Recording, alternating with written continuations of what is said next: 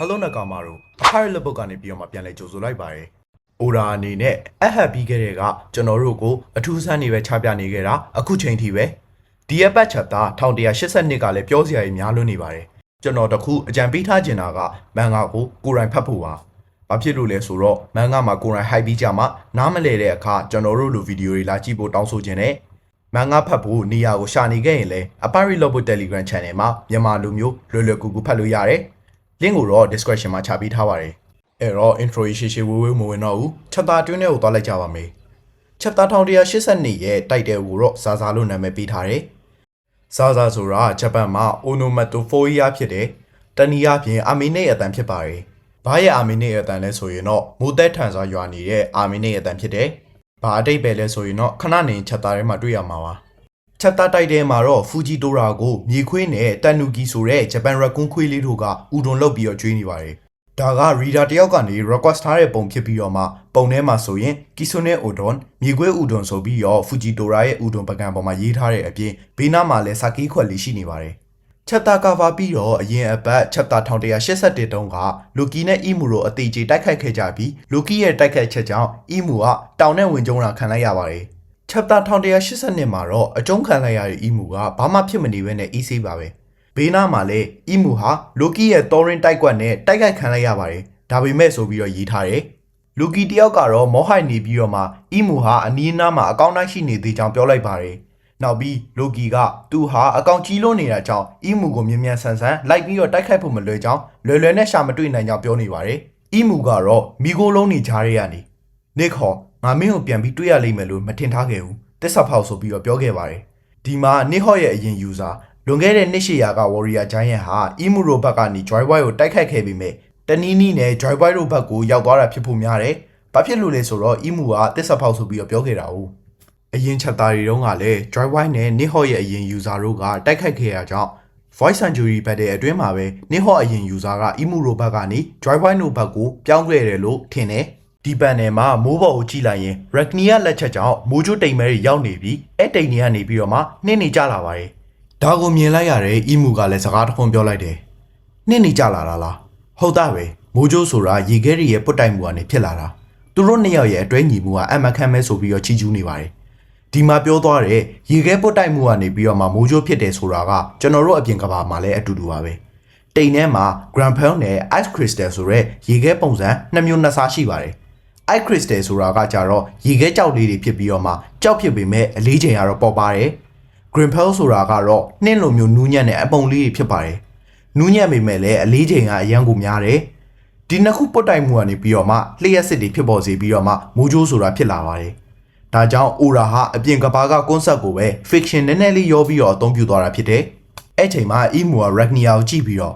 Ragnia ငါမှတ်မိတဲ့အတိုင်းပဲမင်းကသခင်အစ်စ်ကိုရှာနေခဲ့တာပဲ။အတိတ်ကိုတောင်ပြန်သတိရတယ်ဆိုပြီးတော့ပြောနေခဲ့ပါတယ်။ဒီမှာဆိုရင် introduction box တစ်ခုကိုထပ်ပြီးတော့တွေ့ရတယ်။ဒီထက်မှာပြောထားပုံအရာ Ragnia ဟာရှင်အတီးစားထားတဲ့တူဆိုတာ confirm လိုက်ပါပြီ။ဒီမှာဆိုရင် Ragnia နဲ့ Loki တို့ကတိုက်ကွက်တစ်ခုကိုပေါင်းပြီးတော့သုံးလိုက်ကြတယ်။ဒီတိုက်ကွက်နာမည်ကိုတော့ Ragnar 5 Arrow ဆိုပြီးတော့ပေးထားတယ်။အဲ့နောက်မှာ Imu ရဲ့အနောက်ကအဝိုင်းရမိုးပေါ်ကိုတက်သွားတယ်။နောက်ပြီးကြတော့ Nova Eclipse ဆိုတဲ့တိုက်ခွက်နဲ့ပဲ Loki တို့ရဲ့တိုက်ခွက်ကိုပြန်ပြီးတော့ခုခံပါတယ်။ Nova Eclipse ဆိုတာမှပြောစရာနည်းနည်းရှိတယ်။ Nova ဆိုတာကရုတ်တရက်ကြီးလင်းထိန်လာတဲ့ကြယ်ကိုပြောတာဖြစ်ပြီးတော့မှ Eclipse ဆိုတာကတော့နေကျက်ချင်းကိုပြောတာဖြစ်တယ်။နေကျက်တယ်ဆိုတာကသိကြတဲ့အတိုင်းပဲနေနဲ့ကဘာရဲ့ကြားထဲမှာလာနေပြီးတော့မှနေရဲ့အလင်းရောင်ကဘာပေါ်မကြရအောင်ဝင်ပြီးတော့ခံထားတာဖြစ်တယ်။ဒါကြောင့်မို့လို့ Imu အနေနဲ့လာနဲ့တခုခုသက်ဆိုင်နေမယ်ဆိုတာကပို့ပြီးတော့ဖြစ်နိုင်သွားတယ်။တစ်ဖက်ကဘော်နီတို့ကလည်းပောက်ကွဲတာမြင်လိုက်ရပြီးတော့မှဘလောက်တောင်ကြောက်ဖို့ကောင်းကြောင်းပြောနေပါတယ်။လီလေးကတော့ဘော်နီကိုနောက်ဆုတ်ဖို့တတိပေးလိုက်တယ်။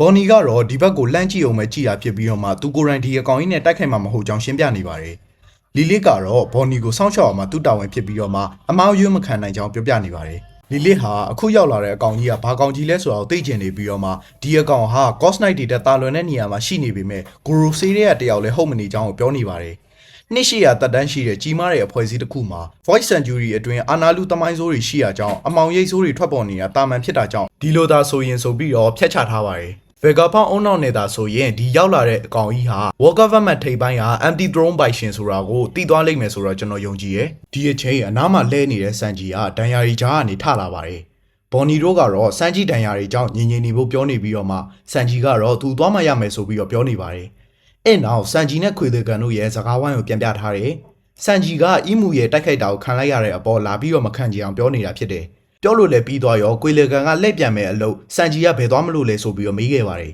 ။ခွေလီကန်ကတော့သူတို့ရဲ့မစ်ရှင်ကိုပြီးမြောက်လုပ်ရမှာဖြစ်ပြီးတော့မှအခုဆိုရင်သူတို့အစွမ်းနေများလွန်းလို့ရှန်ထွက်နေပြီလို့တောင်ပြောနေပါတယ်။အဲ့နောက်ခွေလီကန်ကမိုးပေါ်မြန်ဆန်လွန်းတဲ့အလင်နဲ့ပြန်တက်သွားပါတော့တယ်။စန်ဂျီကတော့သူနောက်ကျလို့မရပဲ War Government ကကောင်တွေဟာကလေးတွေကိုပြန်ပေးဆွဲမဲ့အစီအစဉ်ကိုအကောင့်ထဲပေါ်နေသေးကြောင်းပြောပြီးတော့ပြေးသွားပါတယ်။အဲ့နောက်စန်ဂျီကမိုးပေါ်ကိုပြန်တက်သွားပြီးတော့မှနိုင်ငံကလူတွေရဲ့စ조사အားထုတ်မှုတွေကိုအလဟတ်တမဖြစ်စေရဘူး။လူဖီနဲ့ဦးစောတိုကဒီနိုင်ငံကြီးကိုအရန်အထင်ကြီးလေးစားကြတာကွာ။ FF ကိုကာကွယ်ရမှာငါရဲ့ကိုယ်ပိုင်တာဝန်ပဲ။ဂျာယန်အလာပကေးလေးတွေကိုကဲရမယ်ဆိုပြီးတော့ပြေးထွက်သွားပါတယ်။နောက်ထပ်ပန်နယ်မှာတော့ဇီကွက်စာကြီးတိုက်ကိုပြထားတယ်။စာကြီးတိုက်ထဲမှာဂျာရူးနဲ့ရော်ဘင်တို့ရောက်နေပြီးတော့မှမီးလောင်နေတဲ့စာကြီးတိုက်ရဲ့အခြေအနေကိုလာကြည့်တာဖြစ်တယ်။စာကြီးတိုက်ရဲ့အနောက်ဘက်ခြမ်းမှာမြေအောက်လိုင်ကောင်းတစ်ခုရှိနေပြီးတော့မှလျှို့ဝှက်အခန်းထဲကိုရောက်သွားကြပါတယ်။စာကြီးတိုက်ထဲမီးလောင်သွားပြီမဲ့စာကြီးတိုက်ထဲကစာအုပ်တွေကိုဇီကွက်ကြီးဘိုက်ဘလိုကတည်ယူလာပေးတာဖြစ်တယ်။မမရော်ဘင်ရဲ့မျက်နှာမှာအပြုံးနေပြန်ပွင့်လာပြီးတော့မှစာအုပ်တွေဘေးကေးကေးနဲ့ဖြစ်နေတာကိုဝမ်းသာနေပါတယ်။ဂျာရူးကတော့ဇီကွက်ကိုကျေးဇူးတင်ကြောင်းပြောပြီးတော့မှဒီဇီကွက်ကြီးကသူတို့ထင်တာထက်လျှို့ဝှက်ဆန်းကျဲကြောင်းပြောနေပါတယ်။အဲ့ဒါလည်းပြီးတော့အနောက်ဘက်ရွာကပင်တဲ့စိတ်ကန်းကိုရောက်သွားတယ်။ဂျိုင်းယန်တင်မောတစည်းက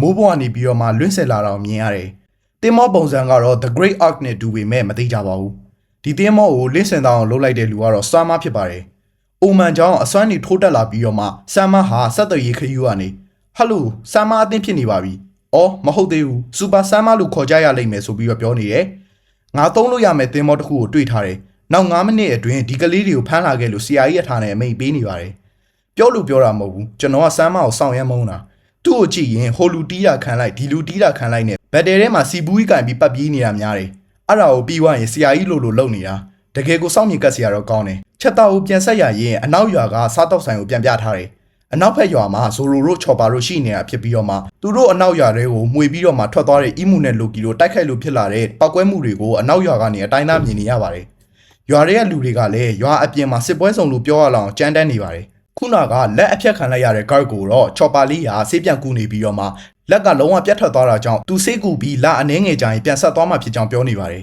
။ဒီလက်ကိုပြန်ဆက်တာကကျွန်တော်တို့အပြင်ကဘာမှာလဲ replantation လို့ခေါ်ပြီးတော့မှလက်ချောင်းကိုပြန်ဆက်လို့ရပါတယ်။ဒါပေမဲ့ပြန်ဆက်ဖို့ကပြတ်ထွက်သွားတဲ့လက်ချောင်းထဲမှာဆဲတွေမသေးဘူးတေချာဂီယူဆိုင်ပြီးတော့မှပြန်ဆက်လို့ရတာပါ။ဘာပဲဖြစ်ဖြစ်ချော့ပါလက်ချောင်းပြတ်ဆက်နေရလုံးဝမဖြစ်နိုင်တာတော့မဟုတ်ဘူး။ကျွန်တော်တို့ကတော့သူဟာအသုံးမကျကြောင်းသူကိုယ်တိုင်ကဆရာဝန်ပြီးလူတွေကိုလိုက်ကူတာပေးရမှာဆိုပေမဲ့သူ့တာဝန်မကျေလို့ဆိုပြီးတော့လိပ်ပြမလုံးကြောင်းတွေပြောနေပါတယ်။ချော့ပါကတော့ကိုယ်တိုင်ရွေးချယ်တဲ့အချိန်ကြီးမဟုတ်လို့စိတ်ဓာတ်မကျဖို့အားပေးနေတယ်။ကလေးတွေကတော့ချော်ပါကိုကျေးဇူးတင်နေကြပြီးတော့မှချော်ပါကတော့လူတွေကိုရှင်းဟောင်းတူနာပြူနီလန်းနေတာခဏတာအသက်ကယ်ထားပြီးတော့မှခဏနေမှတေချာကူပေးမှဖြစ်ကြောင်းပြောနေပါတယ်။ကလက်ချောင်းပြတ်တဲ့သတင်းကြားတဲ့ရိုဒိုကတော့ငါရဲ့အိုက်ဒေါမမလေးလက်တွေပြတ်ကုန်တာလား။တကယ်လို့ပြန်ဆက်ဖို့အလူရှင်လို့ရင်ကျွန်တော်ရဲ့လက်တွေကိုအခုဖြတ်ပြီးတော့လူချင်ပါတယ်ဆိုပြီးတော့ပြောနေတယ်။ခက်ကတော့မလူချောင်းနဲ့ဘီဂျွန်းကိုအသက်ဆုံးခဲ့တာကြောင့်လေးစားကြောင်းရိုဒိုပြောလိုက်ပါတယ်။အဖမ်းခံထားရတဲ့ကလေးတွေကတယောက်ဖြစ်ပြီးတော့မှရိုဒိုကတော့အသက်ဆုံးပြီးကယ်ပေးခဲ့ရလဲဖြစ်တယ်။ဂိုက်ရဲ့ချီကျူးဆန်ကိုကြားလိုက်ရတဲ့ရိုဒိုကတော့တက်ကုန်ပြီးဒဏ်ရာတွေကပါသွေးရီပန်းထွက်ကုန်ပါတယ်။အဲ့ဒါပြီးတော့အနောက်စိတ်ကန်းသားကဇိုရိုတို့အဖွဲ့ကိုပြန်ပြီးတော့ပြပေးထားတယ်။ဇိုရိုကတော့ဂိုးဘတ်ရဲ့ပကုံးပေါ်ကနေလိုက်လာပြီးတော့မှဒီလိုလိုက်စီရတာအာနာကြောင့်ပြောနေပါတယ်။ဂိုးဘတ်ကတော့သူတို့အဖွဲ့ရဲ့အကောင့်တိုင်းရှိနေတာသူတယောက်ထဲသာကြံနေပြီးတော့မှသူလှုပ်လိုက်တာလုံးမှဖြစ်ကြောင်းသူတို့ဘက်ကနေပြီးတော့မှ ABF ကိုကူညီခဲ့တင်နေုံနဲ့တင်ကျေးဇူးတင်နေပြီးဖြစ်ကြောင်းပြောနေပါတယ်။ဇိုရိုကတော့စိတ်ထဲမထားဖို့လူဖီပြောသလိုတငယ်ချင်းတယောက်ရဲ့နိုင်ငံဟာသူတို့နိုင်ငံအမဲ့ဖြစ်လို့ကုညီဆောင်ရှောက်ရမှာသူတို့တာဝန်ဖြစ်ကြောင်းပြောလိုက်ပါတယ်။ဂိုဘတ်ကတော့အဲစကားကိုကြားသွားပြီးတော့မှဒီလိုစိတ်ထားကြောင့်မို့လို့ဟာရူဒင်ကလူဖီရဲ့လက်အောက်ဝင်ခဲ့ကြောင်းကိုနားလည်သွားပါတယ်။ဇိုရိုကတော့လက်ထဲမှာအစိတ်လေးတချို့ကိုကင်ထားပြီးတော့မှအီမူရဲ့အမဲတော်မီးတောက်တွေကဘာလဲသူတို့ကမီးတောက်တွေကနေကြီးစံနေတို့ပောက်ကွဲသွားတဲ့အရာတွေဖြစ်ပြောင်းလဲသွားတယ်ဆိုပြီးတော့ပြောနေပါတယ်။သူ့လက်ထဲကအရာတွေကဘာလဲတော့မသိရသေးပေမဲ့တခုခုကိုဖော်ထုတ်ဖို့အထောက်အကူပြုမယ်လို့တော့ထင်မိရဲ့။နောက်ပြီးသူတို့အစကတိုက်ခိုက်ခဲ့ကြတဲ့ Ghost Knight တွေကလည်းအီမူရဲ့အိုမန်ကြောင့်တိတိတသာအစွမ်းထက်လာကြောင်းဒီအခြေအနေကိုတေချာမရှင်းရင်အခုချိန်နေထက်ပိုပြီးတော့ဆိုးရွားတော့မှဖြစ်ကြောင်းပြောနေပါတယ်။အနောက်ဘက်ရွာကစိတ်ကမ်းမှာတော့အော်ဟေးစကားပြောတဲ့နေကြားနေရပြီးတော့မှအဲ့ဒါကတော့ဆမ်မာနဲ့ကွီလီဂန်တို့စကားပြောနေတာဖြစ်တယ်။ကွီလီဂန်ကတော့သူအမားတစ်ခုကိုလှုပ်လိုက်မိပြီဖြစ်ကြောင်းစိတ်လှုပ်ရှားနေတာကိုထိမ့်မရဘဲနဲ့သူတို့အကြောက်ဆုံးအိမ်မက်နှဆိုးကိုဆင့်ခေါ်လိုက်မိပြီဖြစ်ကြောင်းပြောနေပါတယ်။ဆမ်မာကလည်းကြောက်လန့်နေပြီးတော့မှနှစ်ချီးတွေထွက်လာအောင်ကြောက်လန့်နေတာပါ။ဆမ်မာကတော့ဒီနတ်ဆိုးကိုကွေလီဂန်ထိန်းချုပ်လို့ရလားလို့မေးနေပြီးတော့မှသူကိုယ်တိုင်လည်းကြောက်တူးတုံနေပါတယ်။ကွေလီဂန်ကတော့သူထုတ်ထားတဲ့အိမ်မက်နတ်ဆိုးဆိုတော့ထိန်းချုပ်လို့ရနိုင်မှာပါဆိုပြီးတော့ပြောနေရဲ့ နောက်ပြီးဂုံကိုအကြောင်းကိုမေးလိုက်တော့ကြတော့ဆမ်မာကလမ်းမှာတွေးခဲ့တော်လဲပဲတည်သွားတာဖြစ်ဖို့များကြောင်းပြောလိုက်ပါတယ်ပြောရရင်ဂုံကိုကအခုချက်ချင်းတည်မသွားတောင်မှ FFRP1 တည်သွားလိမ့်မယ်လို့ပဲထင်မိတယ်ကျန်တာကတော့ order မှာဘာတွေ plan ရှိနေလဲဆိုတာကိုကျွန်တော်တို့လည်းမသိနိုင်ဘူးဆမ်မာကတော့အီမူကိုရန်ရောက်လာဖို့ကယူရထားတာမဟုတ်ဘဲနဲ့ရုတ်တရက်ဖြစ်သွားကြောင်းသူတို့ဘက်ကအင်အားတာလွန်နေတာဆိုတော့သူတို့ရဲ့တခင်စိတ်မပြတ်ဖို့တေးသေးချာချာအကောင့်တွေပေါ်ရမယ်ဖြစ်ကြောင်းကိုပြောနေပါတယ်အနောက်ဘက်ကျွေးရမှာတော့ရုတ်တရက်ကြီးမိုးတွေတဲတဲမဲမဲရွာချလာပါတယ်ကျန်တဲ့လူတွေကတော့ဘာတွေဖြစ်ကုန်တာလဲဆိုပြီးပြရခတ်ကုန်တယ်ရေတွေကအိမ်ထဲထိပါဝင်လာပြီးတော့မှဒဏ်ရာရသူတွေကိုနေရာရွှေ့ခိုင်းနေကြပါတယ်ကွေလီကန်ကတော့အိမ်မက်နဆိုးယူအထက်ကကလေးတွေဝင်ဖမ်းမှုပြောဆိုနေပါတယ်အဲ့ဒါနဲ့ပဲကလေးတွေရှိတဲ့အိမ်ထဲကိုလက်ကြီးဖောက်ဝင်လာတယ်လက်ကအရေးကြီးဖြစ်ပြီးတော့မှဖောက်ထွင်းမြင်နေရပါတယ်လက်အတွင်းထဲကိုရောက်သွားတဲ့ကလေးတွေကလည်းရေနစ်ကုန်ပြီးတော့မှကြမ်းတဲ့ကလေးတွေကလည်းအဖမ်းခံလိုက်ရပါတယ်ဒီမှာဆိုရင်ကွေလီကန်ရဲ့ဇာကားကြောင့်သူတို့ဘာဖြစ်လို့ဒီမွန်စတာကြီးကိုကြောက်ကြလဲဆိုတာပြောပြထားပါတယ်Celestial Dragon က Red Line အပေါ်မှာနေကြတာဖြစ်ပြီးတော့မှ Red Line ကြီးကမြင်မာလွန်းလို့မိုးတိမ်တွေရဲ့အပေါ်ရောက်ရှိနေတာပါတနည်းအားဖြင့်မိုးတိမ်တွေကသူတို့ရဲ့အောက်ဖက်မှာရှိနေပြီးတော့မှသူတို့ Red Line ပေါ်မှာတော့မိုးရွာတယ်ဆိုတာရှိမနေပါဘူးသူတို့ရဲ့အပေါ်ကနေမိုးရေတွေပတ်ဖြန်းခံနေရတယ်ဆိုတာ Celestial Dragon တွေအတွက်တော့ကြောက်ဖို့ကောင်းလွန်းပါတယ်သူတို့ဟာပုံမြင်နေရတဆင့်ဒီကလန်မျိုးနွယ်တွေနဲ့နီကာအပြင်အပေါ်ကနေကဘာအောက်ကိုရေပတ်ဖြန်းနေတဲ့ Rain Monster တွေကိုပါကြောက်ကြကြောင်းပြောကြပါတယ်ပညာရေးဆိုတာကသုံးရင်သုံးတတ်တယ်လို့ brainwash လို့ရပါတယ်ကလေးအရွယ်မှာကလူတွေပြောတာကိုပိုအယုံလွယ်ပြီးတော့မှလူတယောက်ရဲ့စိတ်နေစိတ်ထားအများစုကကြောင်းကနေတင်ကြရလာတာတွေခံယူချက်တွေကဖြစ်ပေါ်လာတာပါဒီအချက်က One Piece War အပြင်ကျွန်တော်တို့အပြင်ကဘာကိုထိရောက်တဲ့နီလန်မှာနောက်ထပ်ပန်နယ်တစ်ခုမှာတော့ခုနကပြောထားတဲ့ Rain God ကိုမြင်ခဲ့ရတယ်ပန်နယ်တွေကတခြားအရာတွေကိုမပြောခင် Rain God ရဲ့ appearance နဲ့အရင်စတင်ပါပဲသူ့ရဲ့ appearance ကတရုတ်ဘက်နဲ့ပိုစင်တယ်လို့ခံစားမိတယ်မီလီဆိုတဲ့တရုတ်ဂျပန်ဖက်ဆက်အုပ်ထုပ်တစ်မျိုးကိုစောင်းထားတယ်မျက်နှာမှာလည်းဇာပါဝါမျိုးကိုအုပ်ထားတယ်လက်ထဲမှာလည်းပတိရေပတ်ထားပါတယ်သူ့ရဲ့အနောက်မှာလည်းအီမူရိုအန်နယ်တို့မှာပါတဲ့အဝိုင်းတစ်ခုလည်းပါနေသေးတယ်သူကဗုဒ္ဓနဲ့ဟိန္ဒူဘာသာရေးတို့တွေကနတ်ဖျားတွေလိုလက်လေးဘက်လည်းပါနေသလိုအဖစ်ဘာညာကတော့တရုတ်ဂျပန်နဲ့ဆက်နေပါတယ်ဒါကြောင့်မို့လို့သူ့ရဲ့ identity ကိုသိပ်ပြီးတော့ခွဲလို့မရဘူးလို့ပြောလို့ရတယ်နောက်ထပ်ပြောချင်တာကဇာဇာဟာဒီလိုပုံစံရင်ဟုတ်ရဲ့လားပေါ့ဘာဖြစ်လို့လဲဆိုရင်ကွေလီကန်တို့ဆမ်မာတို့စိတ်ထဲမှာပုံဖော်ထားသလိုသာဖြစ်လာတာဖြစ်နိုင်တယ်ဒါပေမဲ့အတိအကျမတူရင်တောင်မှအနည်းနဲ့အများတူနေမယ်ဆိုတာကိုကျွန်တော်ကတော့ယုံကြည်တယ်ချက်သားလေးကိုပြန်အဆုံးသက်ရရင် Rain God ဇာဇာဟာ Rain Dance နဲ့အတူတူပေါ်ထွက်လာခဲ့ပါတယ်။အောက်ကဂျိုင်းယန်တွေအကုန်လုံးကိုရေမြုပ်လောက်အောင်မိုးရွာပေးလိုက်ပြီးတော့မှတော်တော်လေးလည်းစဉ်းစားမရအောင်ကျန်းနိုင်ပါတယ်။ကွေလီကန်နဲ့ဆာမာတို့ကတော့ပျော်ရွှင်နေကြပြီးတော့မှကလေးတွေကိုဖမ်းကရွက်လွတ်မယ်လို့ပြောနေကြပါတယ်။ဇိုရိုတို့ကတော့ရွာမှာဖြစ်ပျက်နေတာကိုလှမ်းမြင်လိုက်ရတဲ့အတွက်ပြန်သွားဖို့လုပ်နေပါတယ်။ဒါပေမဲ့တစ်ဖက်ကစန်ဂျီကိုမြင်လိုက်ရတဲ့ဆိုရိုကပြန်သွားဖို့မလိုကြောင်းအဆင်ပြေသွားမှဖြစ်ကြောင်းကိုပြောလိုက်ပါတယ်။ဒီမောမန်ဘာမှတော့မဟုတ်တယ်လို့နဲ့ဘယ်လက်ယုံနဲ့ညာလက်ယုံတယောက်ပေါ်တယောက်ယုံကြည်မှုပြင်းထန်တာကိုအတိုင်းသားမြင်လိုက်ရတယ်။ဇိုရိုကတော့စန်ဂျီကိုအမားမရှိအောင်တေချာလုပ်လို့ပြောနေတဲ့အပြင်စန်ဂျီကလည်းမင်းသားတေချာလုပ်ဆိုပြီးတော့တယောက်ကိုတယောက်စိတ်ဓာတ်မြင့်တင်ပြီးတော့မှချက်သား1180နေလေးလည်းပြီးဆုံးသွားခဲ့ပါတယ်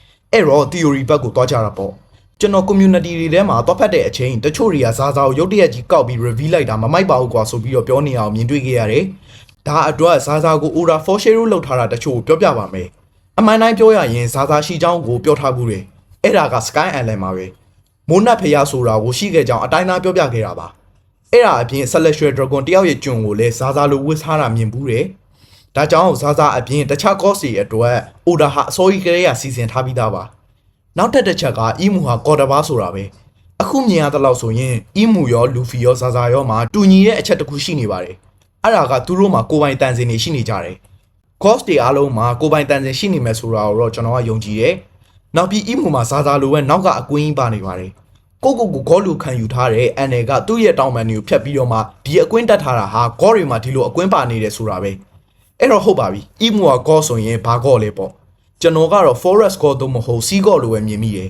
။ဘာဖြစ်လို့လဲဆိုတာပြောပြပါမယ်။ forest ဂေါမှာဆိုရင်ခိုင်လုံတဲ့အကြောင်းပြချက်တချို့ရှိနိုင်တယ်။ဥပမာ Divet Fruit တွေကိုထုတ်လုပ်တယ်ဆိုတာပေါ့။ အီမူရဲ့ introduction box မှာ Divet Fruit လို့ရေးထားတာကြောင့် forest ဂေါဆိုတာလေးကိုသဘောကျတယ်။အီမူကလည်းတစ်ပင်တွေလိပ်ပြာတွေကိုတာမန်ထက်ပိုကြိုက်နေတာကိုလည်းထည့်တွေးစရာပဲ။စီဂေါဆိုတာကတော့အကြောင်းပြချက်ခိုင်လုံတာဆိုလို့နှစ်ခုပါပဲ။အီမူကပင်လယ်ရေနဲ့အားလုံးကိုမြုပ်အောင်လုပ်ချင်တယ်။နောက်တစ်ချက်က Divet Fruit user တွေရေမကူးအောင်လုပ်နိုင်တယ်ဆိုတော့ C Divet ပဲ။နောက်ထပ်တစ်ချက်ကတော့ကျွန်တော်တို့ရဲ့ Monkey D Dragon ကြီးဟာ Rain God ဇာဇာရဲ့အသီးကိုစားထားတယ်ဆိုတာပဲ။ဒါကိုအဓိက theory လောက်ကြတာကတော့ Rain God ဇာဇာကို introduction လုပ်ခဲ့တဲ့အချိန်နဲ့ Monkey D Dragon ကို introduction လုပ်ခဲ့တဲ့အချိန်မှာဒီလိုပုံစံမျိုးတူညီမှုရှိနေပါတယ်။ဒါကလည်းမဖြစ်နိုင်တာတော့မဟုတ်ပေမဲ့လည်းတေချာခိုင်လွန်းတဲ့အချက်တော့ရှိမနေပါဘူး။နောက်အပတ်ကတော့ chapter မထွက်ဘူးဆိုပေမဲ့ဗီဒီယိုအသစ်နဲ့ပြန်လာနိုင်အောင်ကြိုးစားပါမယ်။ Bye guys, see you in the next video.